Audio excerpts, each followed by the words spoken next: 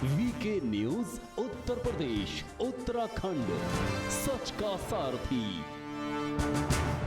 के पश्चात की समस्त कमीशन कार्रवाई विशेष अधिवक्ता आयुक्त श्री विशाल सिंह के हस्ताक्षर से ही दाखिल होगी।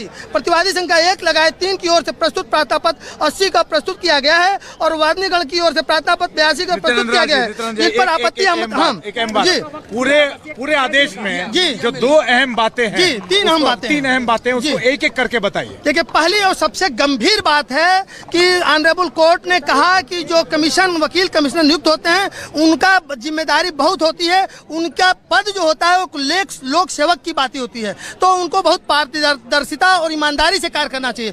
चूंकि मिश्रा जी के जो सहयोगी हैं आरपी सिंह, वो तमाम इंस्ट्रक्शन के बाद भी सूचनाएं मीडिया में लीक कर रहे थे, इसलिए कोर्ट ने बहुत ही सख्त कार्रवाई करते हुए उनको तत्काल प्रभाव से कमीशन पद से हटा दिया है और वो कोई भी कमीशन रिपोर्ट दाखिल नहीं करेंगे। कोर्ट ने ये लायबिलिटी विशाल सिंह के ऊपर शिफ्ट कर दिया है और ये कहा है कि 12 तारीख से लेके जो 3 दिन कमीशन कार्रवाई चली है, विशाल सिंह अब एकमात्र व्यक्ति होंगे जो कोर्ट कमिश्नर यस होंगे जो एक संयुक्त रिपोर्ट पेश करेंगे। नहीं, अजय प्रताप सिंह जो हैं उनके मार्गदर्शन में काम करेंगे, विशाल सिंह ही मेन रिपोर्ट दाखिल करेंगे, अजय प्रताप सिंह उनके सहयोगी। और दूसरी चीज, जो डीजीसी सिविल ने जो अभी एप्लीकेशन दिया था, वादी ने जो अभी एप्लीकेशन दिया था, उन पे आपत्ति इनवाइट की है। इसका मतलब सभी प्रतिपक्ष को उसकी कॉपी दी गई है, उस पर आपत्ति आएगी तब उसका डिस्पोजल ऑनरेबल कोर्ट करेगी। ये जो एक प्ली थी जिसमें कहा गया था कि 3 अहम चीजों पे बात हो रही थी अंदर में हटाने को लेके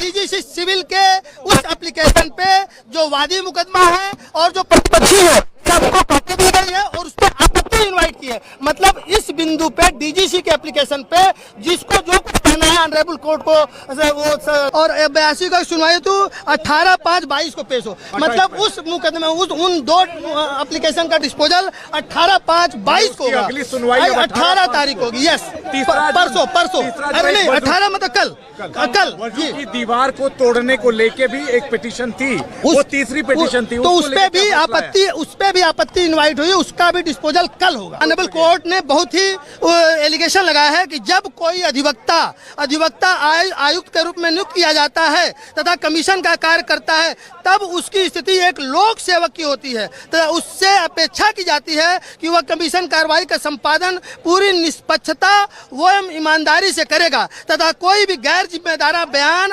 आदि पब्लिक में नहीं देगा। जबकि अधिवक्ता आयुक्त श्री अजय मिश्रा के द्वारा अपने पदीय दायित्वों का निर्वहन अत्यंत गैर जिम्मेदाराना तरीके से किया गया है। चूंकि विशेष अधिवक्ता आयुक्त श्री विशाल सिंह के द्वारा यह प्रार्थना पत्र स्थिति स्पष्ट करने के लिए दिया गया है, अतः इस संबंध में उपरोक्त विवेचना से यह स्पष्ट हो चुका है कि अधिवक्ता आयुक्त श्री अजय कुमार मिश्र के द्वारा जो प्राइवेट कैमरामैन रखा गया था उसके द्वारा बराबर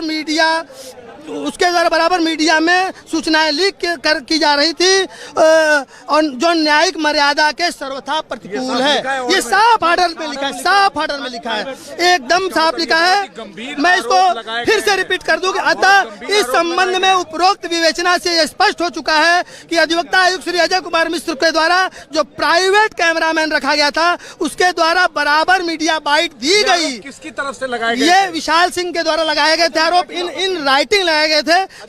यस, इसमें एप्लीकेशन पत्र, इस पे कोर्ट ने जो कहा उसको मैं पढ़ दे रहा हूँ। इसमें पहली पन्ना है, पत्रावली पेश हुई, उभय पक्ष के विद्वान अधिवक्ता उपस्थित आए।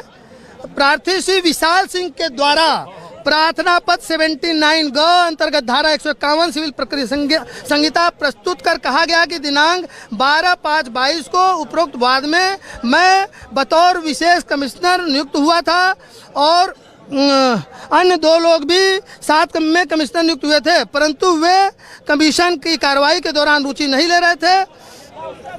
ये तमाम आरोप लगाए गए तमाम आरोप लगाए गए हैं, पूरा एक पन्ना आरोप में है। कमिश्नर ने एडवोकेट कमिश्नर पे लगाया था। हाँ, जो विशाल सिंह जो बाद पूरा सिनेरियो